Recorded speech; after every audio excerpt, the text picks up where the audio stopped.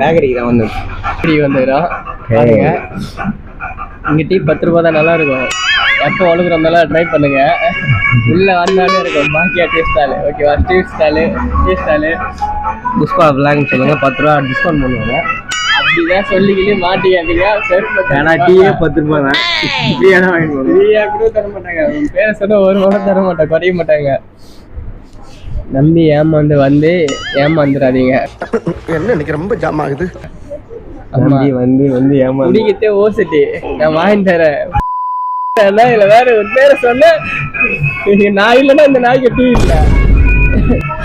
இந்த பாருங்க, இப்ப மச்சனை கால் பண்ணிடுறான். ஹலோ. இல்ல ஆமா சரி, நான் வரேன். அந்த ஏரியால இருந்து பொண்ணு இருக்கு.